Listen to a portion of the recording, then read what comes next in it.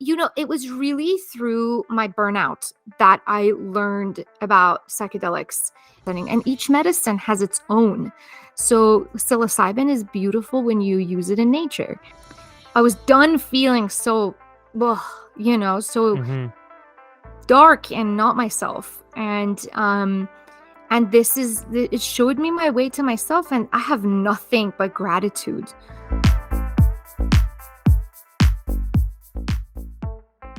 Yo, what's going on, everybody? Thank you so much for checking out this week's episode of the Good Trip Podcast. I'm your host, Brent Pella, coming to you from this weird Airbnb spot out in Austin, Texas. Had to record this week's intro on my phone because the media got a little mixed up. I blame Bill Gates or whoever the new person is to blame in the world. I blame them. But I'm very excited to bring you this week's episode because I had the chance to sit down with Dr. Lida Fatemi, an incredible human being doing incredible work as a conscious physician and plant medicine expert. She also does a whole lot of other things that we get into, in addition to taking a deep dive into her journey from an immigrant family coming to the US in her early teen years, all the way through becoming a practicing physician and a doctor and a plant medicine expert, and having her own psychedelic experiences maybe a little bit later in life than most people do, and then figuring out a way to put her experiences into practice and help integrate healing into other people's lives in some really rich and unique ways. And I was honored for the chance to connect with Dr. Lida, and I am so excited to be able to bring that conversation to you now. Also, if you're in San Diego, California, I'll be shooting my debut comedy special out there May 19th and 20th at the Mic Drop Comedy Club. Also going on tour this whole summer and spring with a bunch of shows at a few music festivals and up and down California, in addition to New York, Florida, Texas, Chicago, adding a few more dates soon. All will be available at brentpella.com/shows. But this episode of the podcast is brought to you by Doc Parsley's Sleep Remedy. Now, I travel across the country doing stand-up shows at night on all different sides of America. The East Coast, the West Coast, the Middle West, Middle East, all the different places. So my body is always trying to get used to different time zones, which means my rest and my recovery and my sleep is constantly being affected. That's why I bring Doc Parsley's Sleep Remedy with me on the road, because it helps me ease into sleep with its natural ingredients, including L-tryptophan, magnesium, and other key compounds that can help your body ease into a relaxed state and assist in you waking up feeling refreshed and ready to take on the next day. It comes in tea bag form or capsule form, so if you don't like drinking a bunch of water late at night, get the capsules. And cruise over to docparsley.com/Brent to learn more about my favorite sleep supplement and get a discount on your order. And this episode of the podcast also brought to you by Odyssey. Odyssey is a sparkling energy drink with 85 milligrams of caffeine from green tea. That's roughly the same amount of caffeine that you get in a cup of coffee. However, in my own personal experience, the caffeine from green tea that's put into these Odyssey sparkling elixir tonics does not give me the jitters and the anxiety that caffeine usually does when I'm chugging a bunch of coffee. Odyssey is also made with 2,500 milligrams of mushrooms, not magic mushrooms, not yet anyways, as you might find out when I talk to the CEO of Odyssey, Scott Froman, a little bit later in the Good Trip podcast series. This energy drink has lion's mane and cordyceps, designed specifically to free your mind, stimulate your mind, and give you a smooth energy that can last you through the day. You can find Odyssey in a whole bunch of stores if you head to odysseyelixir.com. Also check out Amazon, because they ship through Amazon, so you can get Odyssey delivered directly to your door. Incorporate Odyssey into your life to get a swift boost of energy, and your life might just become an Odyssey. How fun is that? right now, it's time to bring you one of my favorite conversations I've ever had with my good friend, Dr. Lida Fatemi. Why did your parents move out to the U.S.? Was it because of the regime and just the absolute lack of space between religion and politics? Absolute lack. I mean, there's like it's one and it's the same, and that's why it's so dangerous, right? To even when in America we talk about religion and state, I'm like, I have this like response. Yeah. Do it. It's a terrible idea. Yeah. Wow. So you're a teenager in the U.S. You're meditating. Did you find a friend group that shared any of those common interests in terms of spirituality or meditation or mindfulness? It's a great question. Back in Georgia, there were a few friends that my parents had, and we had, connections like that we were comfortable talking about such things, because in Iran, I had to censor myself. Like, I couldn't tell my cousins that I meditate. How crazy is that? Because, oh, Yeah. your dad might disappear tomorrow. Like, what in the world, right? Wow. Yeah. So messed up. So, for me to be okay to speak about any of this, like open up my throat chakra, has taken years of work. It has been a challenge for a very long time, for many years. It's really very recently that I'm like, "Huh, I'm out here." Yeah. Yeah.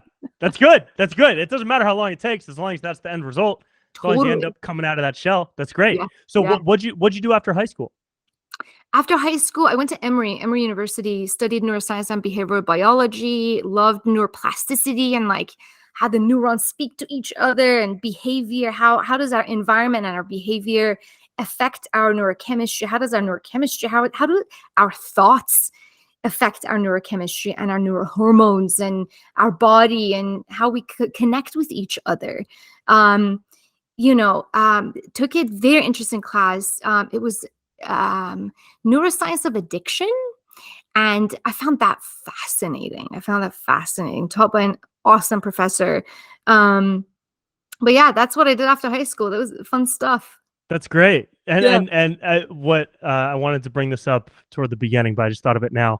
In your email, when we were emailing back and forth, the first thing that comes up in the from space is just conscious.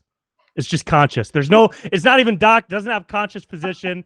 It doesn't have conscious doc. It just says conscious. So I felt like when I got my email back from you, I was talking to the universe. I thought that was so funny. What I had no idea, by the way. I had no yeah, idea yeah, that's what it's really comes cool. up. So just know that every time you Cool. email somebody, they just see that they're talking to consciousness, and I think that's very good branding. I think it's very Thank good you. branding. Yeah. Now, growing up, when you were a teenager, going through high school, you're in Atlanta. What part of Atlanta were you in? We're in Marietta, like the northern part of, Okay, cool. yeah, so So suburban. suburban area. Yeah. Mhm. Was there kind of did you have any interactions with people that were practicing with psychedelics or had interest in any type of alternative medicines, or was it very much a kind of rigid system of medicine that you were digesting and consuming in your readings Very and rigid. learnings? Yeah. Yeah. Very rigid, very conservative. And the Southeast is very religious, very segregated. Still, I think it's changing, but it's still. When I was there, it was very rigid, very rigid. I want to say the only time that I came across any alternative, ways of living or even nutrition was a couple of our friends who, I think they were in their 30s. It was a couple who had gone through a very difficult health and disease path, and they had been on all kinds of medications when they were young in, early 20s, and they were done with it. So they found alternative ways of dealing with their illnesses, using homeopathy, using herbal medicines, using nutrition to get through and stop the medications that they were on. So they taught me a lot about Mm. that, which I am so grateful for. I look back. When was this? Sorry, were you a teenager when this I was a happened? teenager. I was babysitting for them, and they were, they were in our spiritual community. So meditation was a part of that, and great people, great people. So yeah, this was when I was a teenager, and I learned so much. I learned English with them. I learned a lot about nutrition from them. Like, organic foods were not a thing back then. And they taught me that they should be a thing. Mhm. They taught me about Garden of Life. I don't know if you know that brand, but it's, Yeah. Yeah. It was just starting to pick up, read that book, so I was very interested in this realm, generally speaking. It just was not very available in a formal sense for me to go into it. And you think about like the prestige of being a physician versus like, alternative medicine, something, or, naturopath. The stigma is there still, which is mind blowing to me. I do get it that, in the medical route, there is such vigorous training to a fault, honestly, because it's traumatizing, Mm. and that's changing as we speak about it. That's changing, but it's taking time because these fields tend to be so traditional and so set in their ways. It just takes a long time usually to change the trajectory for them. But yeah, I had that little bit of, hey, here is a bit of like alternative life, and I took it on fully. I loved it, absolutely loved it.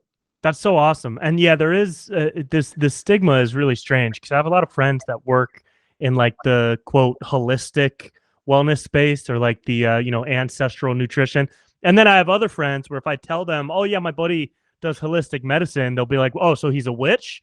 So he practices, he does spells? Like what does that mean holistic? He does, he sacrifices goats and eats rhino horns or what?" And like maybe, but also there's so much more that's happening in that space. Yeah. So it's really cool. So you when you went to Emory and you started studying behavioral science and what was it, neurochemistry? Neuroscience. Yeah, Neuroscience. neuroscience, neurobiology, and behavioral. Yeah. And was that your undergrad That studies? was my undergrad. Yeah. Okay, cool. And did you when you got into that field, did you start to look around and wonder like what were your thoughts when you started getting into that field in regards to what everybody around you was studying and Mhm. what you were encouraged to be studying? Like did you find excitement in what you were studying or did you still feel like there were more layers to be peeled off of this kind of journey that you were on? Yeah, I loved what I was studying. I found it fascinating. When I started studying at Emory, this major became available like 2 years before I signed up for it. It was a replica of what was happening at UC Davis for some years. That's where I'm And from. oh, Yeah. wait, yes, Yeah, my yeah. husband went to UC Davis. Oh, It's cool. such a Yeah, cool born and place. raised. Oh, I love it there. Yeah, yeah. It's amazing. We visited the campus a few times. It is awesome. And I remember studying some of the research from UC Davis, and I was just mind blown. I was like, what? This is incredible. And I think part of my subconscious being in the spiritual realm is like, that connection of spirituality and how our brain works and how is this being operated, you know? Totally. But I found the whole thing so fascinating and so curious in that moment that I just had so many questions about what was in front of me. There was nothing else I was thinking about really, like, I didn't even know about psychedelics, like, until later on in my life, Wow. Yeah. That's Yeah. super cool. Did you keep in touch with your grandfather through this time? Yeah, he had died by that time. So when I was Okay. 12, he died. Then when I was 14, we came here and he was, he had died. But in touch still with my family in Iran. My grandmother was a force, she was a lioness. She Yeah. was alive until July of 2022 at 97 and going Amazing. strong, amazing human. So she had a lot to do with my like zest for life. She had this vitality about her. She was not an academic at all. She's like, fuck academia.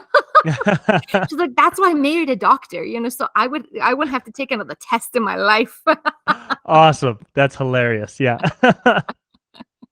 Super cool. So, Yeah. okay, so you're doing your undergrad studies, and at what point did you start to get an interest or at least get a whiff of psychedelics in kind of connection to the health space that you were in? Sure. It wasn't until I was in residency. So finished undergrad, got my master's in public health at Emory. And population health, understood that. That's a really cool thing that so grateful for. Was able to travel to Kenya, live there for a couple of months with a local family. Just Whoa. life-changing. What'd you do out in Kenya? That's so cool. I was studying as a part of my research for my master's. I was studying HIV and the economic implications for the country. In the voluntary counseling and testing centers, and it's technical, but in that world, so we went to like the slums and hung out with the people, and it was like, holy mother, I've never, coming from a third world country myself, I've seen poverty at its worst, and then you go into these very difficult situations and you're like, God, what have we done to humanity? And your heart just aches, because this is a doing of humans to humans. This is not natural, right? Yeah. Anyways, that opened up my eyes, from this idealistic young person to like, holy shit, this is life, and then I came to New Mexico for my I did my medical school at Philadelphia College of Osteopathic Medicine. They have a branch campus out in Atlanta. Finished that and got matched into a residency program out in New Mexico at University of New Mexico. And I loved it. I loved every moment of being at this program. Was super involved in advocacy for physicians here and for patients. And during my residency is when I met my husband. And during this time together, I also got to know, hey, cannabis. Can you imagine? It was my early 30s that I just became familiar with it. I'm like, oh, so whoa. you never tried weed or anything? Never. Up until your 30s? Never. Not alcohol was the only thing I tried, and I was like, I don't need alcohol. I'm the party, like whatever. Yeah. Like I don't need this. Like people are chugging, their alcohol. I'm like on the dance floor dancing, Totally. I don't need that to loosen up. Life is good. It's beautiful, But yeah, marijuana like really opened up my eyes. I was like, whoa, what is happening? And so when I saw your bit on Dare on YouTube, I laughed so hard when you brought up every drug that you talked. I was like, he's so right on. It's crazy. That's funny. I didn't smoke weed until I was 18, and I thought I was a late bloomer.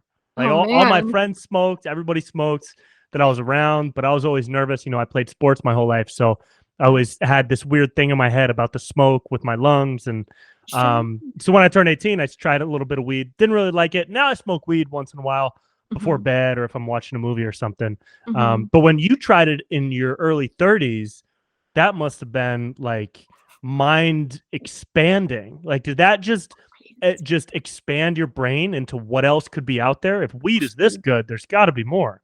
Huge. It was a very psychedelic experience.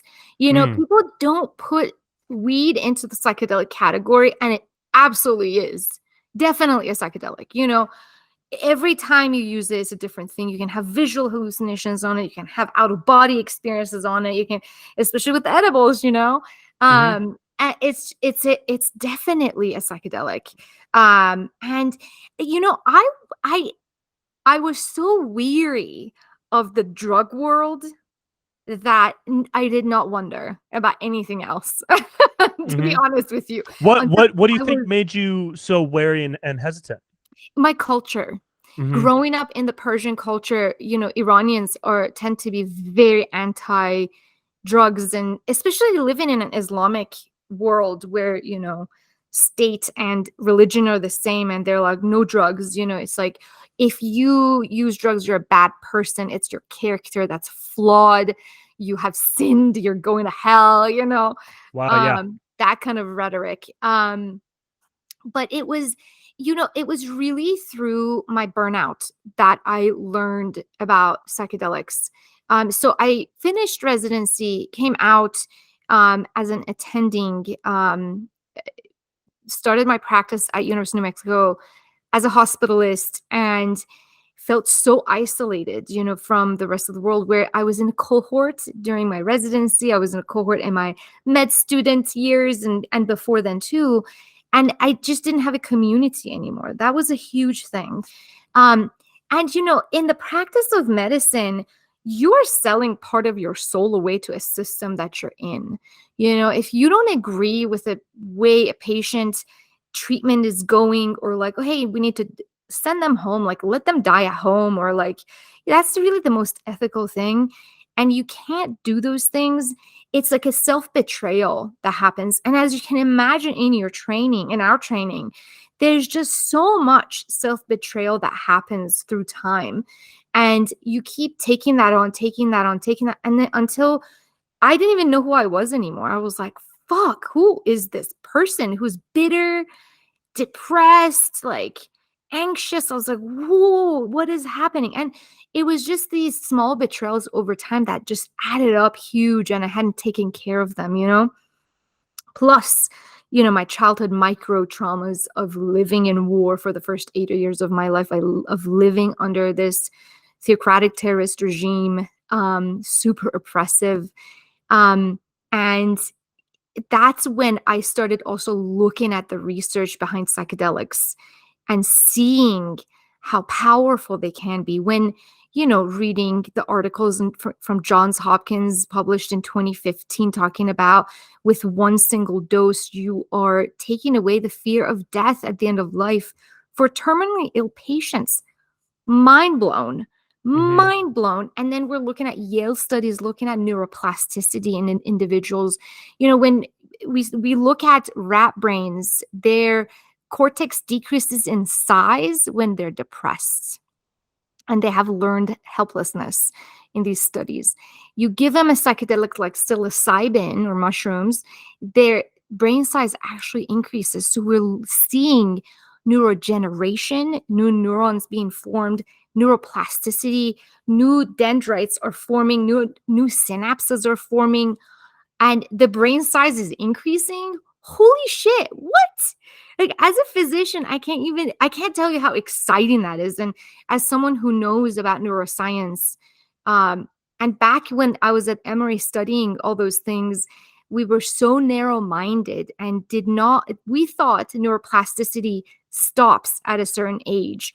Maybe at 25, when your prefrontal cortex gets all like wired up, you're done. You're done growing. You're done changing, And we thought that neuroplasticity only existed in songbirds, where there were seasonal variations in how they would sing their songs for mating and things like that. And we would see the changes in their brain. And fast forward to now, and I'm like, yeah, or 2015 or before that. It's like we've had these studies, we just stopped looking at them because of the war on drugs and the, Control Act of 1970.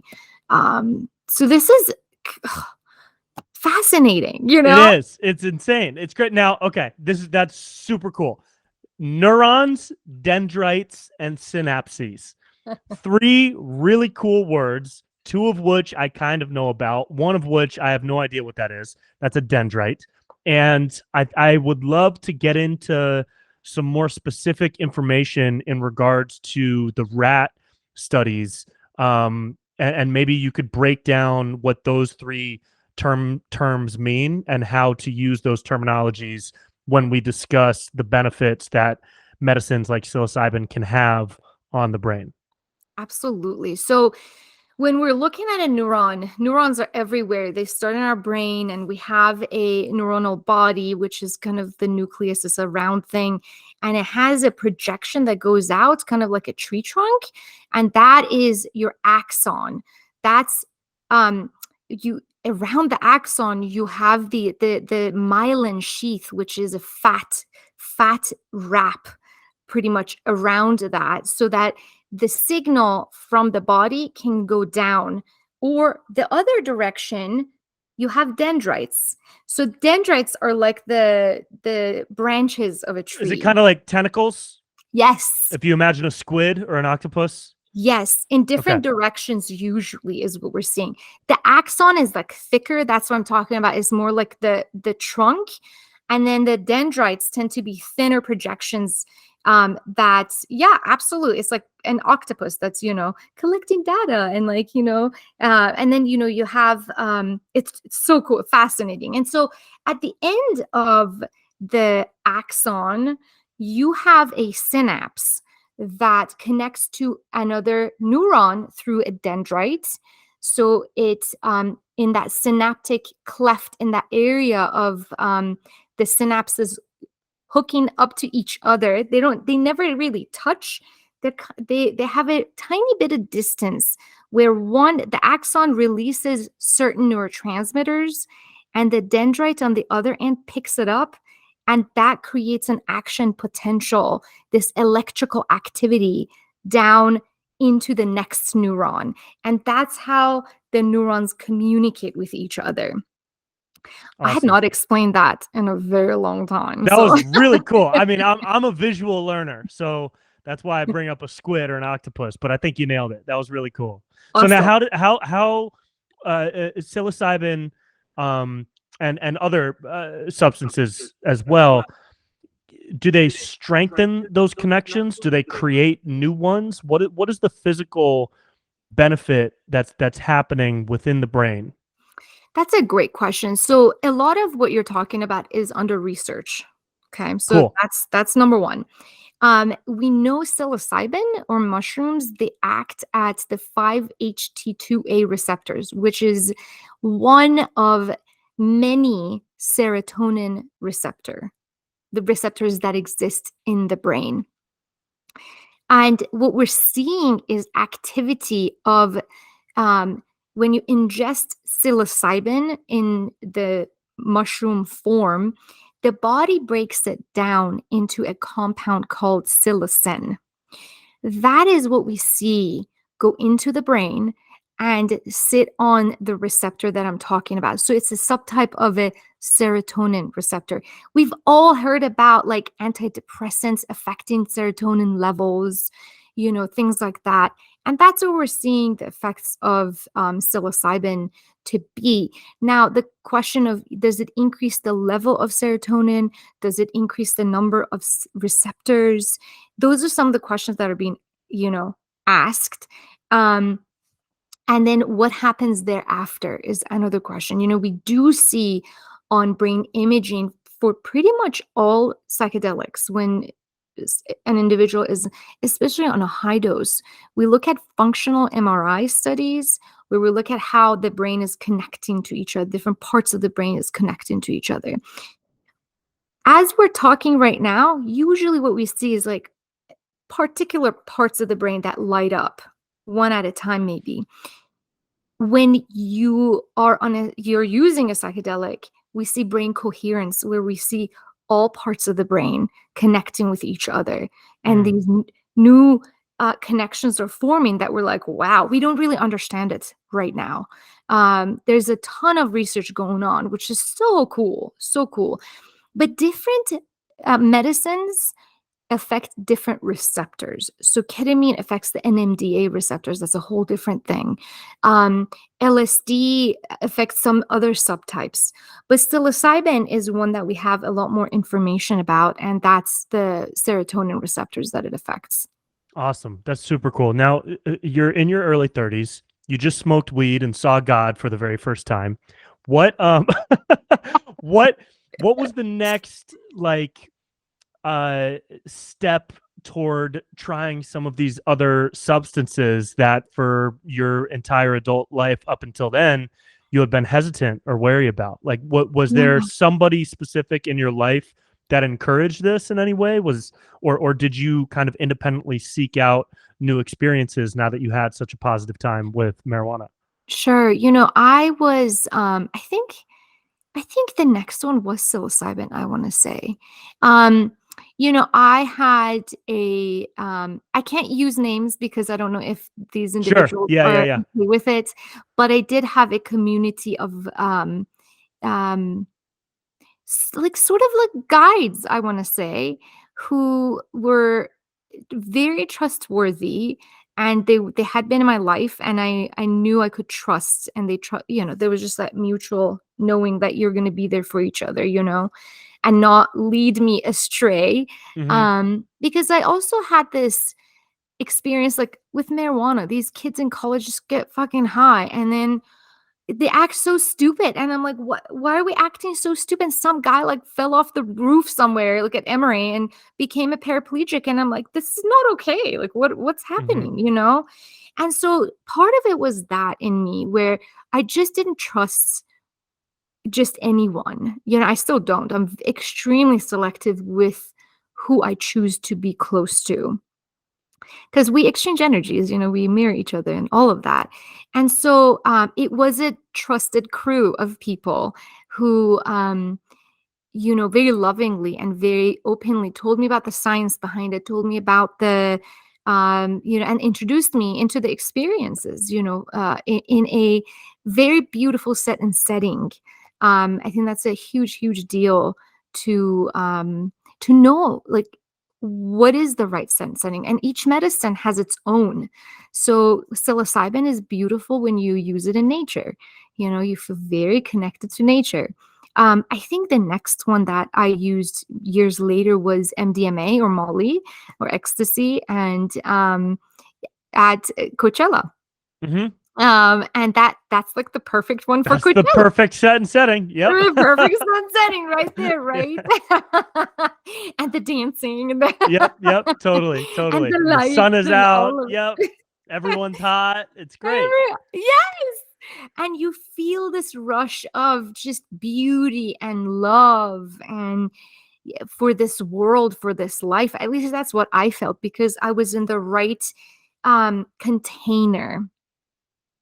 Now, if you're in the wrong container, it can be fucking scary Mm. because your like, reality is so different than you're used to, especially if it's your first time, right? You're like, what the fuck is happening to me?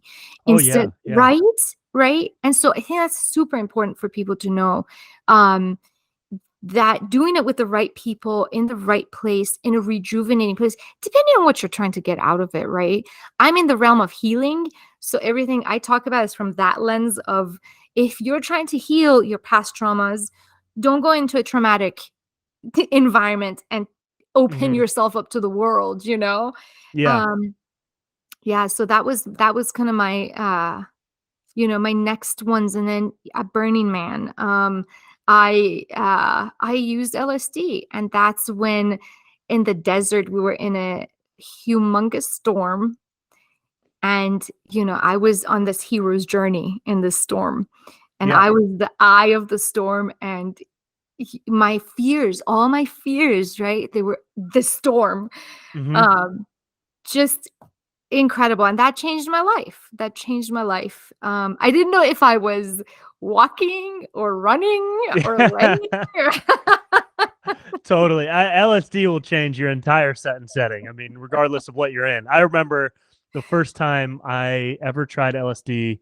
I was late 20s. It was me, which wasn't that long ago. But it was me and a friend who has had a lot of experience with psychedelics, thankfully. So I felt safe being with him, and we were at Lightning in a Bottle, which is like Burning Man light. It's yeah. it's diet Burning Man. It's the same type of thing, but it's a little bit smaller. And we split a tab of LSD, and I don't know if it was extra strong or what, but I was in space for 12 hours. It was a ride. It was roller coaster up and down. There were moments I was terrified, but then I would look over at him and he would smile and we would talk for a second and everything would calm down. And he would just remind me that, different medicine experiences, regardless of the intention you put into it, the medicine might have an intention of its own for you, and your body might have a different intention than what you're hoping will happen. And so you might just need to, yeah, have an intention, but also accept whatever happens during the trip, during the experience. And as long as you're with somebody that you can rely on and feel safe around, yeah, that's super important for sure. Yeah, yeah, it's super Yeah. important because it's such uncharted territory Hmm. that you have to somehow navigate. Um, Yeah. I felt I felt like I was in the right place though. You know, if that Yeah, it was definitely. right. It's that's so funny. You didn't have a body either, did you? No, I had no body. I had jelly for legs. I mean, I was flying on the dust storm that was passing by. I felt like I got swept up. Every light felt like it was made of liquid. I felt like I was swimming through light. It's crazy. It's crazy, Crazy. but amazing. I mean, at the same time, Mhm. and that was back then. Now, after having done LSD more than a couple of times, whenever I start to feel these like extreme sensations, I know that they're not here forever. Mhm. And whatever lesson might be involved is one that I need to just take and flow with. And there's Mhm. no point in fighting against it because that's how you create a bad trip, Yeah. Um, even Aubrey Marcus said recently, there really isn't such a thing as like a bad Never. trip, No. right? No. And what's your because I think his words, which all absolutely brutalized, forgive me, Aubrey, but it was something along the lines of even an experience that is scary or intimidating or emotional in what seems to be a negative way and opens up all this trauma of the past. Describing it as a bad trip isn't quite fair because at the end of the day, it's not about the trip that you have, but about what you can integrate into your own life after you come out of it, and how to what you do to process the experiences you had to make yourself a better person. And so Yeah. there's always a positive to bring out of it. I'm curious if you've had any of those types of like extreme or almost extreme seemingly negative experiences, and how Yeah. you've kind of processed those to Yeah. integrate them into something positive in your life. Yeah, absolutely. The same trip that I told you about in the desert storm. Mm-hmm. We got separated from my crew, and one of the people, just, my guardian angel, ran over and was with me for I don't know how long, 12 hours, who knows. Um and as I was going through this, I did not feel that. Sure, there were moments of challenge, but there was a lot more relief with it than just challenge, because there was this separation of me and my fears that I had lived with for so long. There was a separation of me and my empathy, and me always putting everybody else in front of my own needs and sacrificing myself for others. Um, when the journey ended, the crew members were like, "That was a bad trip." I was like, "Whoa, what? Whoa, what?" And at the moment, I wasn't at all familiar with the terminologies, or, a lot of the research that was, um, happening. Um, so when they coined it that, and they were very persistent about it, they're like, "No, you had a bad trip." I was like, "No, but I'm a different person. I have found myself. I have connected with my authentic self." Um, and that is fucking beautiful. Like, how can that be a bad trip? And then, over the years, it took me, though, it did take me about a year and a half to integrate everything I learned from that journey. It Mm, was a journey that I have gone back to and learned from over the many years. Um, and in fact, the coaching program that I've created is based on what I learned about myself. And that was during the time I was very burnt out, very far away from who I was. And my intention going on this trip into Burning Man was to find myself. I was done feeling so, ugh, so mm-hmm. dark and not myself. And it showed me my way to myself, and I have nothing but gratitude for it. And um now, that said, it's very, very important to recognize that we all need work beforehand. We need to make sure that if people want to be a part of this realm, you have to do your due diligence. You can't It's not just like, "Oh, yay, I went on this, like, it was, my mind blown." It can be super dangerous. It can be. In medical literature, there's about 10% of people who they coin the term adverse reactions to, where they come out with complete mania. They Mm, come out in psychosis. and they get more traumatized in the medical system that we have because they have to be, hospitalized in a psych ward, which is by itself, like, I walk in there as a physician and I'm like, ooh, I'm Yeah. traumatized. So we have to be very careful with um the container that we introduce people um to this world. That there's got to be some pre-work. Like, you got to want this, you got to be willing to do the work that comes after. Your life kind of starts afterwards. What am I going to do with all this information that was unveiled from the subconscious, where it was tucking everything away, all the trauma that happened to me as a child or as an adult? For a reason it was tucked away, right? Because we Mm-hmm. couldn't handle the weight of it. And now I'm choosing to look at it, right? It's a choice, and it is the intention to go into it is important. Now, you're absolutely right. The intention of the medicine may be completely different, right? But the intention that the being puts forth is very important.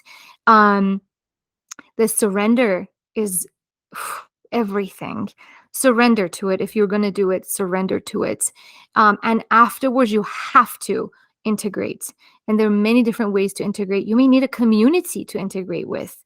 You may need your person to talk to integrate with. You need someone or many individuals who you can sit with in a non-judgmental container where you are loved and they're able to sit back and observe you as you talk about your experience. Because you might have seen beings and you might have seen this or you might have seen that.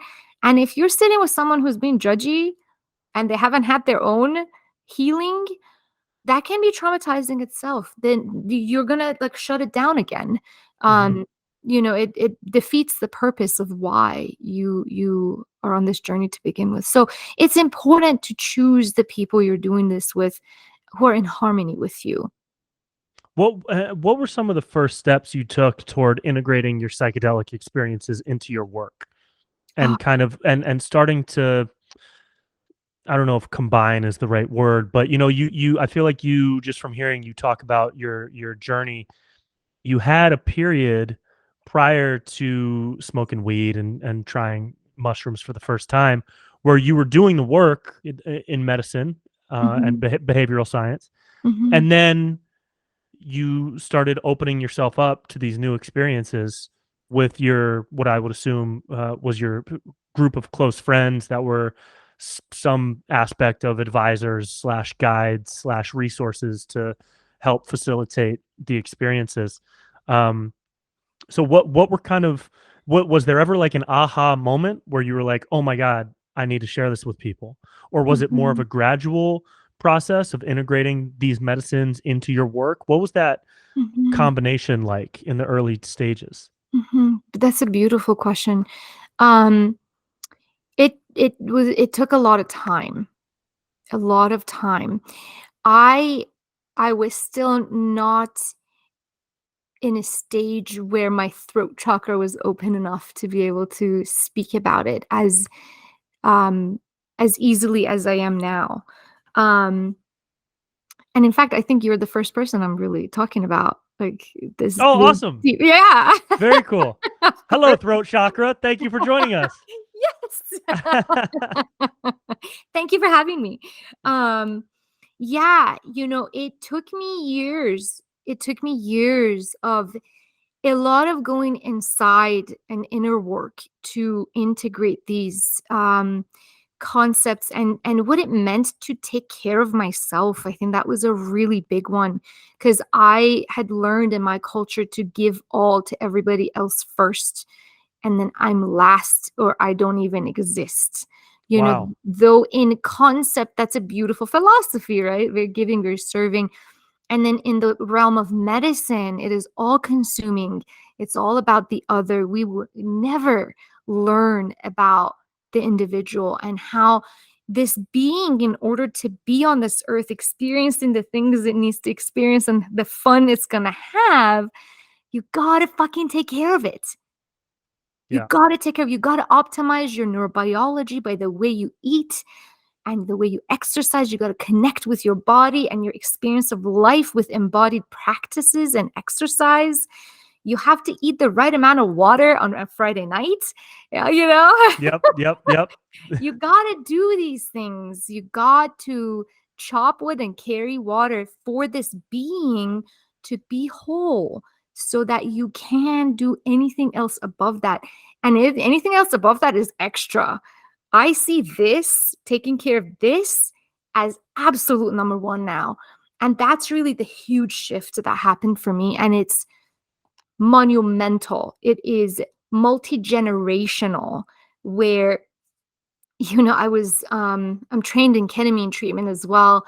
And in, the session that you have to have the medicine, of course, to be able to guide. So I'm on this, journey, and I go back in time and I'm like, oh, my maternal side in Iran was so, except for my grandmother, everyone was put themselves in the back burner, to give and to give and to give, and to put the men on a pedestal, whereas they were super intelligent and they had these incredible powers that if they stood up, man, this world would be a whole different place, but I saw how I carried that in me, and I chose after that journey, I was like, whoa. Even the simple things of like me, my son was 5 months old at the time. And my husband would be like, hey, let me go change his diaper. I'm like, no, I got this. No, you don't. You haven't slept all night, for the past 5 fucking months. Your boobs are dying of soreness and you're feeding this baby day and night. No, you're not. Allow him to help you. And that part, like allowing to get help, to ask for help, to include others in your life who wholeheartedly want to help, and you wholeheartedly allow them to do so, to love on you. It's okay.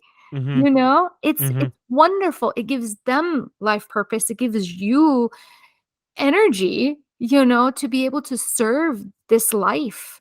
Yeah.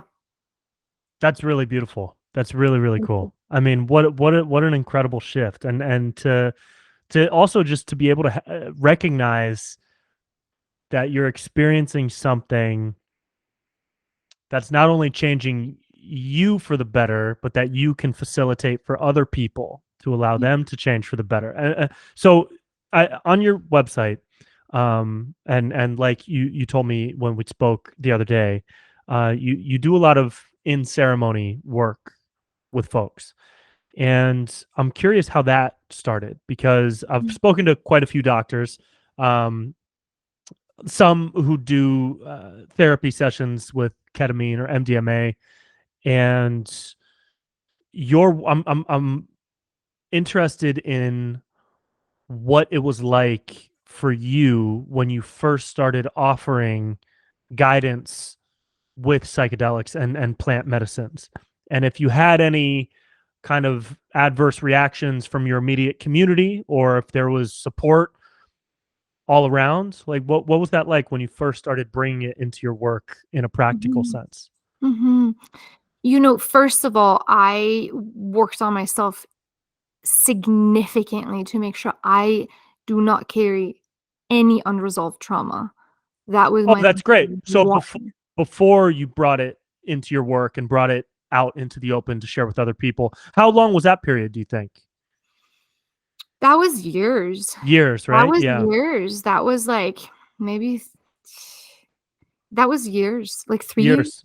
Yeah, that's great. To get myself to a point of, I didn't even know that's what I was doing. It was just, I was just dealing with my own stuff, my own inner turmoil, anxiety, whatever it was coming. It was as a symptom of a deeper thing that I needed to pay attention to. And using these medicines consciously, I was never like, oh, let's like do all these different types of, let's stack them and let's see where we go. It wasn't about, it was like, hey, these are gems. These are absolute gifts that are given to us that I revered, and I still do. I revere these medicines. and I approach it from that space too, because that's really that my own direct experience of healing my own traumas, but it has allowed me to be in this space of serving others. Otherwise, there's no way I would be holding space for anybody. For me, it would be irresponsible. Mm-hmm. But I'm like, I hold myself to ridiculous standards, of my own. It has nothing to do with society. It has to do with, can I live with myself? If I do this work, this is dangerous. Like, it can Yeah. be, you're opening up all kinds of stuff. And so it took years for me to get through my own traumas and to heal through them and to learn what I needed to learn. And then I just knew when, I had a session with psilocybin high dose at a river, and I went and bathed in the river, and that was the moment I knew I was here to bring serenity to this world. I was here to alleviate suffering. And I took that on, and I took it slow. None of it was, we think in modern world, everything is like with a snap of a finger, go, go, go, go, go, go, go, and in this realm, not so much. It's ancient.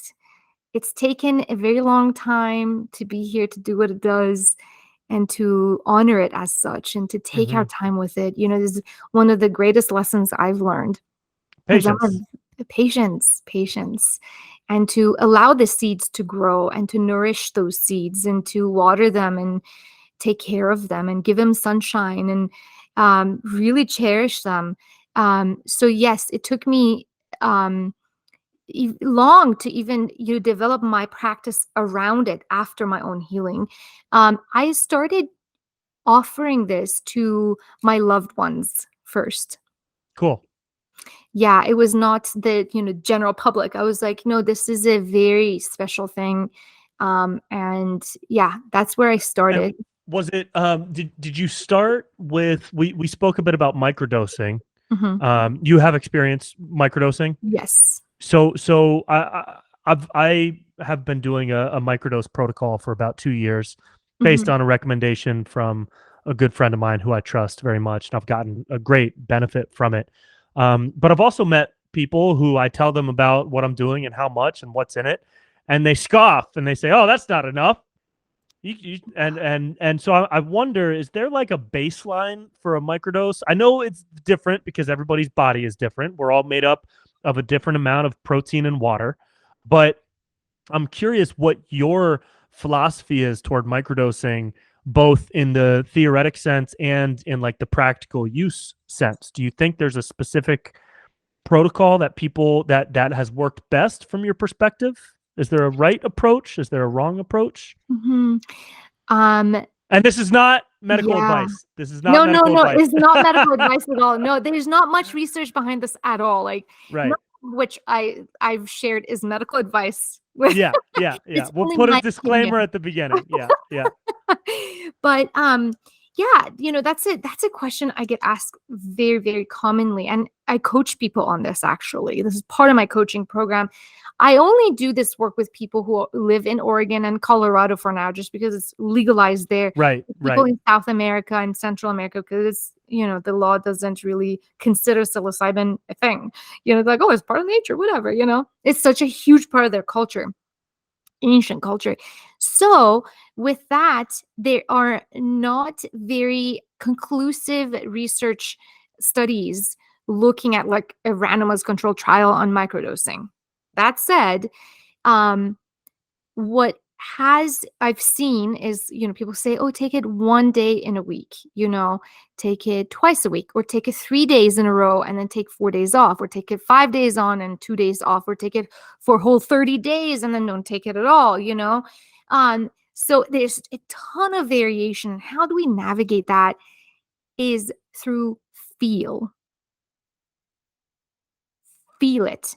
The wrong approach is to listen to other people telling you you're doing it wrong. Right. How do you feel? Do you feel good when you're taking it? Does your intuition tell you, hey, Brent, this feels good. This is what I'm going to continue doing. Or, hey, maybe this is a little too much today. Maybe I want half of that. Maybe on this particular day when I feel this way, I will take a sprinkle of the capsule. Maybe on this particular day, like I'm feeling like I need a whole maybe I need 2 capsules. It's feel and reflect. We're animals. If you were an octopus, what would you do? Right. You know, you would feel, and from that feel, that's the communication, that inner communication is really, really important for us to be in connection with. But yeah, I hope that answers your That's question. awesome. Yeah, it totally Yeah. does. Yeah. And also on your website, and you touched on this earlier too, you talk a bit about burnout. Mhm. And specifically there's mention of a mother's burnout on your website, and how you have offerings to help and to guide mothers and moms, and I have a mom, and she's awesome, and she's definitely been burnt out before, and I've seen it because she Yeah. put 2 kids through college. I don't think you can do that without getting burnt out. No. A single Yeah. mom can't do that without getting some burnout. So where did the inspiration come from to I mean, of course it came from within you, but Mhm. I would love to hear a bit more about your intentions to specifically help mothers and folks that are going through burnout, and maybe what burnout means to you, and how you've seen psychedelics help in that Yeah. realm. Yeah. First of all, wow to your mom.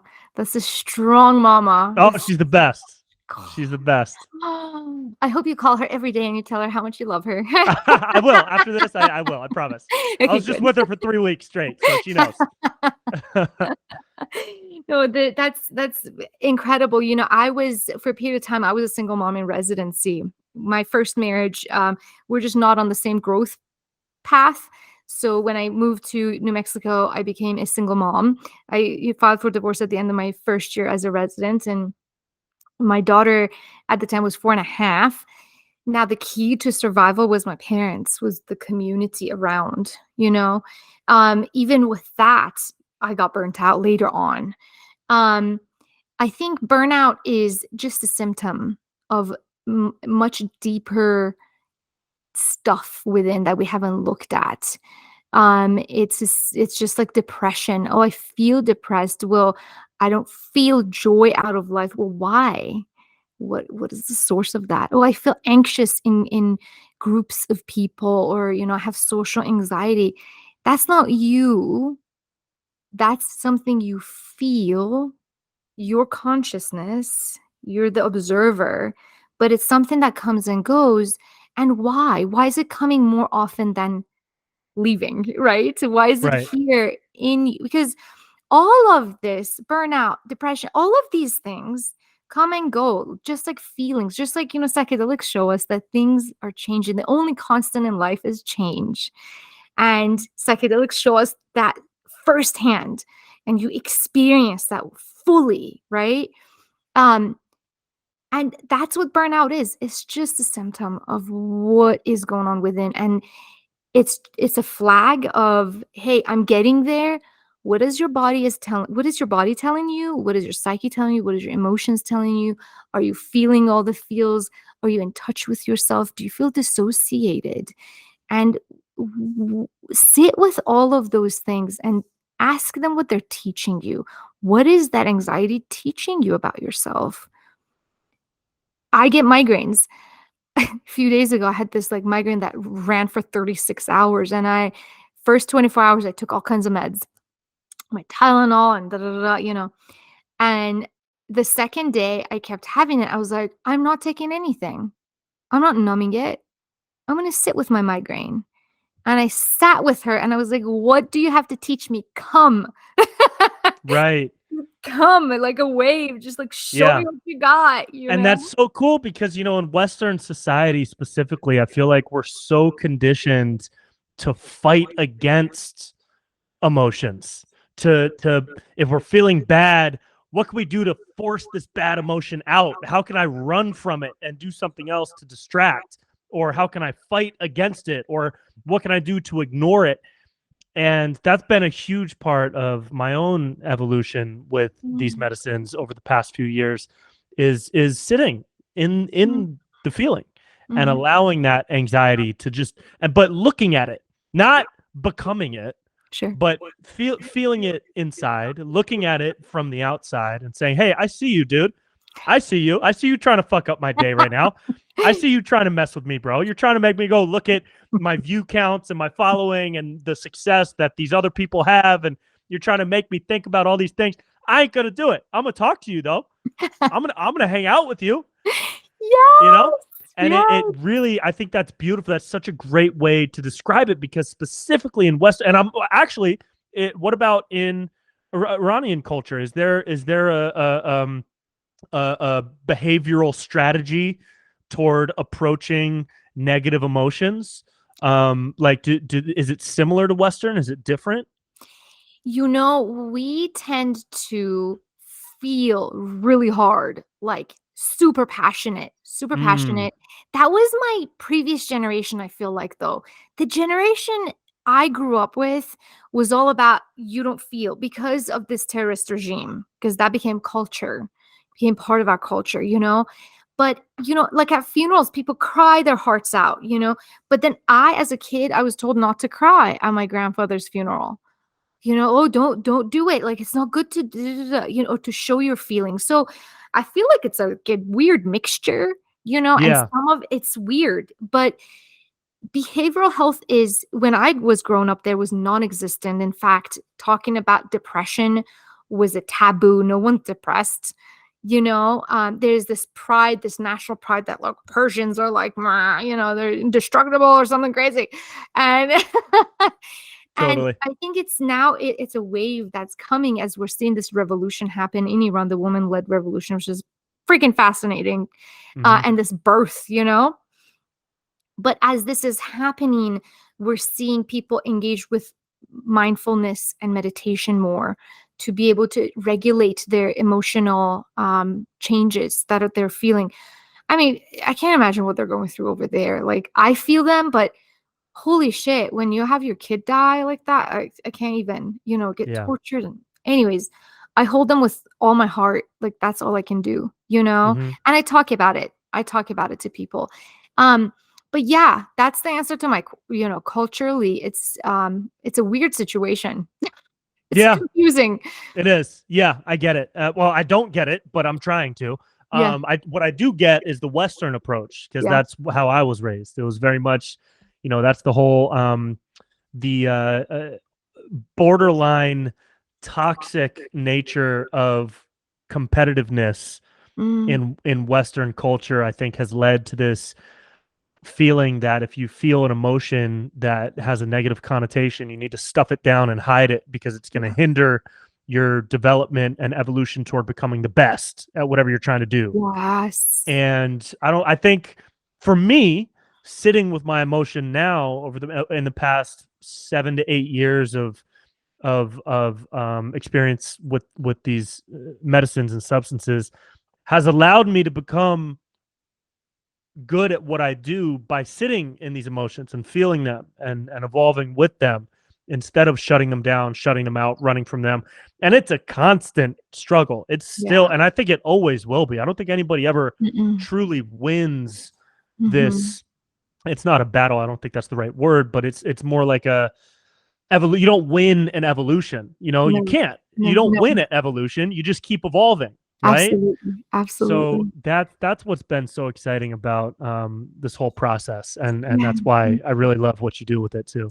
Thank you. Thank you. And as you say, it's um you become more of where you want to be. Hmm. Where you have days where you're up and down and up and down. Um it becomes more of what you intend it to be. Like, hey, I want to sit through this emotion and let it go. That's also really important, to let it go, to allow it to come and let it go too, like a wave. Just like Hmm. allow this wave to come through you.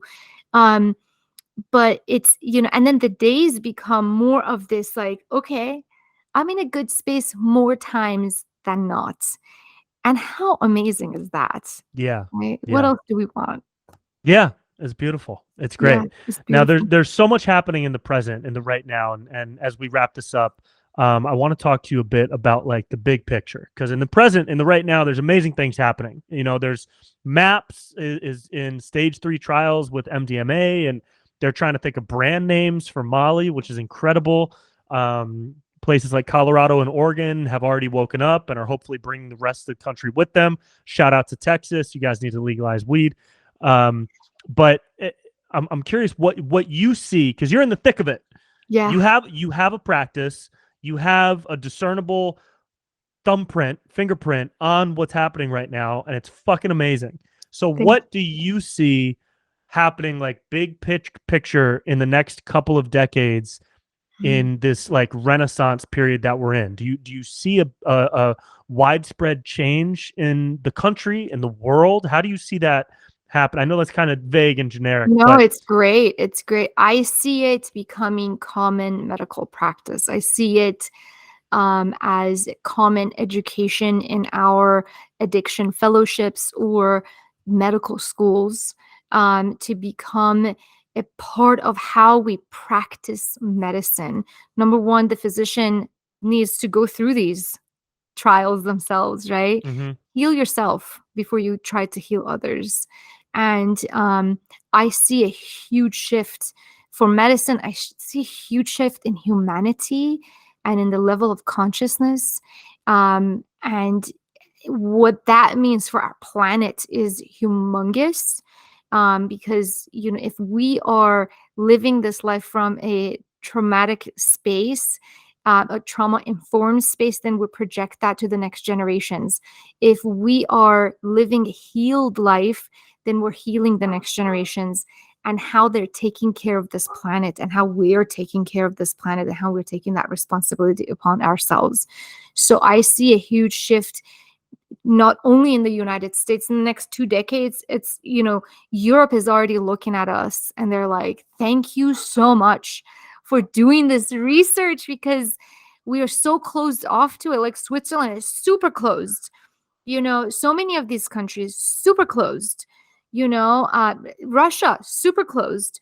So Yeah. I think this is a huge shift in humanity, and in the United States we're leading that path. It's magnificent.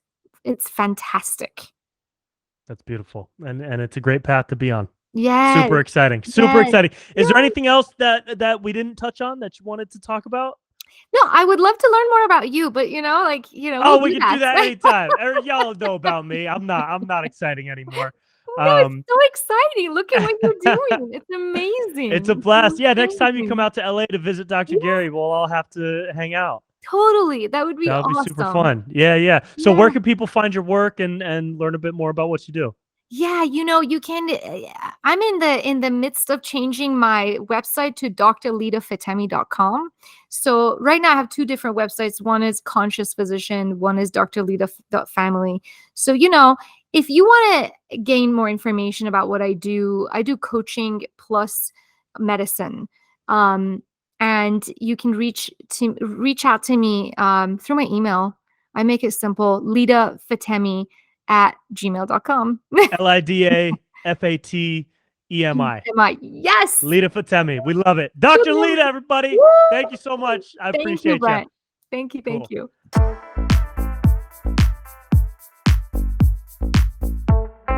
Thank you guys so much for watching this episode. It was a pleasure to record. It's an honor to be able to share this conversation with y'all, and I hope y'all got so much out of it. You can check out more of Dr. Fatemi's work at drlida.family. That's drlida.family. And you can check me out on tour. All the dates and ticket links will be at brentpella.com/shows. Otherwise, I appreciate y'all. I love y'all so much, and I'll see you next week.